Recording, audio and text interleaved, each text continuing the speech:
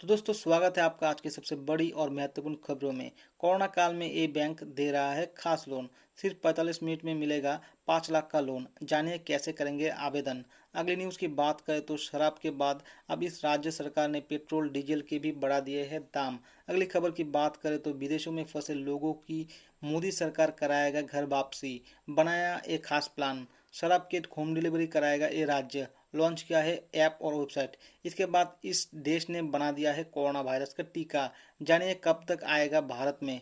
दोस्तों विस्तारित खबरों में जाने से पहले आपको बता दें कि अगर आप भी चाहते हैं कि दुनिया भर से कोरोना जल्द ही चला जाए तो इस वीडियो को एक लाइक कर दे। और दोस्तों आपको बता दें कि इस चैनल पर जो भी न्यूज़ बताया जाता है वो सभी ऑथेंटिकेट सोर्स से आते हैं और जेन्युइन होते हैं। तो दोस्तों सरकारी न्यूज़ सबसे पहले पाने के लिए इस चैनल को सब्सक्राइब करके घंटी के आइकन को दबा दीजिए ताकि जब भी हम वीडियो अपलोड करें आपको नोटिफिकेशन तुरंत मिल जाए। दोस्तों सबसे पहले खबर की बात करें तो देश भर में कोरोना वायरस से संक्रमित मरीजों की संख्या में लगातार बढ़ोतरी हो रही है। केंद्रीय स्वास्थ्य और परिवार कल्याण मंत्रालय की ओर से जारी किए गए आंकड़ों के मुताबिक पिछले 24 घंटों में 3900 नए मामले सामने आए हैं और 195 लोगों की मौत हुई है। यही संख्या अभी तक भारत में सर्वाधिक है। इसके बाद देश भर में कोरोना पॉजिटिव मामलों की कुल संख्या 46,433 हो गए हैं, जिनमें से 32,138 सक्रिय है। 12,727 लोग ठीक हो चुके हैं और उनको अस्पताल से छुट्टी दे दी गई है। 1568 लोगों की मौत हो चुकी है। वही आज आंध्र प्रदेश में 66, राजस्थान में 66 और कर्नाटक में 8 नए मामले दर्ज किए गए हैं। और यहीं पर अगर पूरी दुनिया की बात करें तो संक्रमित मरीजों की संख्या 36 लाख का आंकड़ा पार कर चुका है। और दोस्तों इनमें से 12 लाख लोग ठीक हो चुके हैं। लेकिन दुख की बात यह है कि इनमें से 2,52,000 लोगों की डेथ हो चुकी है। दोस्तों एक टिप आपके लिए, वायरस से लड़ने के लिए आपका इम्यून सिस्टम को ताकतवर बना लीजिए। डेली कम से कम 1 घंटा एक्सरसाइज जरूर करें और दोस्तों इस वीडियो को लाइक कर दें। दोस्तों अगर अगली खबर की बात करें तो शराब के बाद दिल्ली सरकार ने पेट्रोल डीजल के भी बढ़ा दिए हैं दाम। वैट में 30% तक का इजाफा। दोस्तों आपको बता दें कि शराब के बाद अब दिल्ली सरकार ने पेट्रोल डीजल के दामों में भी बढ़ोतरी कर दिया है। दिल्ली सरकार ने पेट्रोल डीजल पर लगने वाले वैट में 30% तक का बढ़ोतरी कर दिया है। दिल्ली सरकार ने पेट्रोल पर वैट में 27% से बढ़ाकर 30% कर दिया है।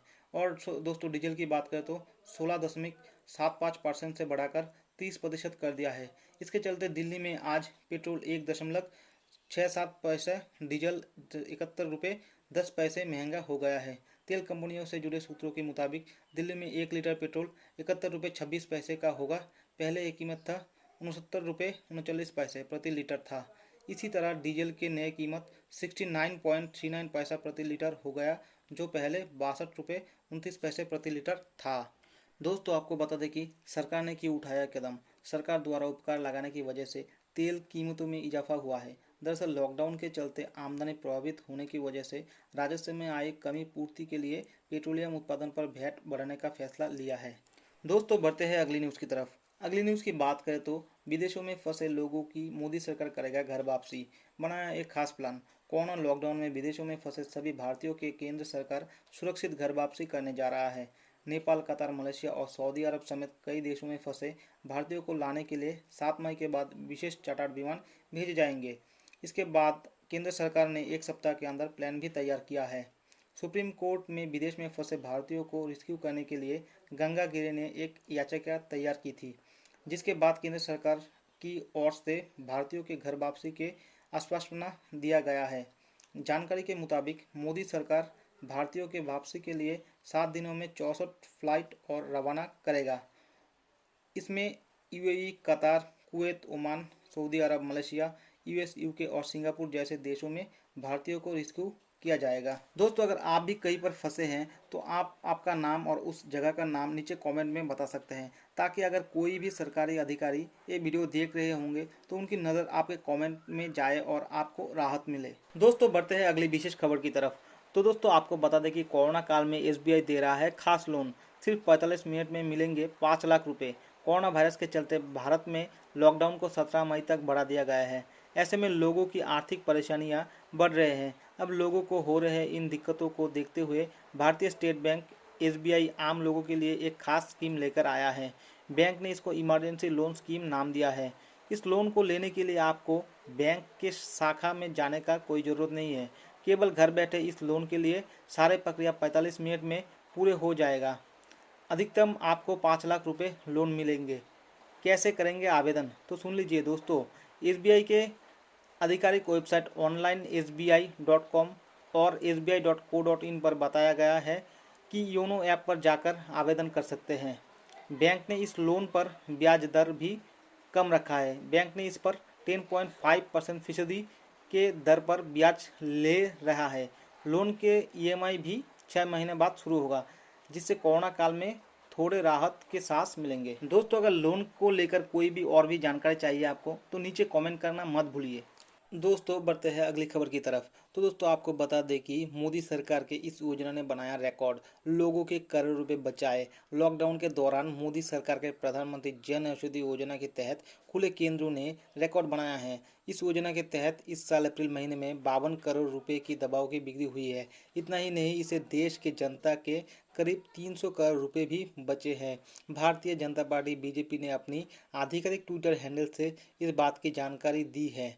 बीजेपी के मुताबिक मोदी सरकार के पीएम जन औषधि योजना के तहत अप्रैल 2019 में 17 करोड़ रुपए की दवाएं बिके। मार्च 2020 में दवा बिक्री के आंकड़ा 42 करोड़ रुपए पहुंच गया। वही अप्रैल 2020 में रिकॉर्ड 52 करोड़ रुपए की दवाएं बिके। भाजपा के दावा है कि देश के 726 जिलों में खुले 6300 औषधि केंद्रों में पब्लिक स्टोर्स के तुलना में 50 से 90% सस्ते कीमत पर दवा मिलते हैं। आपको बता दें कि प्रधानमंत्री जन औषधि योजना के उद्देश्य लोगों को सस्ते कीमत पर दवा उपलब्ध कराना है। पीएमजेएवाई केंद्र सरकार के महत्वपूर्ण योजनाओं में एक है। पीएम जन औषधि योजना आपको अपने रोजगार शुरू करने का भी अवसर देते हैं। इस योजना के तहत जन औषधि केंद्र खोलने में मोदी सरकार के और से लोगों को करीब 2.5 लाख रुपए के मदद भी दी जाती है। तो दोस्तों, बढ़ते हैं अगली खबर की तरफ। दोस्तों, आपको बता दें कि शराब की होम डिलीवरी कराएगा ये राज्य। लॉन्च किया है ऐप और वेबसाइट। केंद्र सरकार ने लॉकडाउन 3.0 में शराब की बिक्री कराने की अनुमति दे दिया है। हालांकि सोमवार को जिस तरह से शराब की दुकानों पर भीड़ लगाने की वजह से सोशल डिस्टेंसिंग की धज्जियां उड़ाया है, उसी से कोरोना संक्रमण के फैलने का खतरा बढ़ गया है। अब इसको देखते हुए कई राज्य सरकार कानून का पालन करवाने के लिए तरकीब प्रयोग कर रहे हैं। इस राज्य में सरकार कराएगा शराब की होम डिलीवरी। छत्तीसगढ़ में राज्य सरकार ने ग्रीन जोन में शराब की होम डिलीवरी कराने का फैसला किया है। इसके लिए एक वेब पोर्टल और एक ऐप लॉन्च किया गया है, जिस पर लोग अपना ऑर्डर दे सकते हैं। इस पोर्टल को Chhattisgarh state marketing corporation limited CHSMCHL के नाम पर रखा गया है। सूचना विभाग के अधिकारी ने इस बात की जानकारी दी है।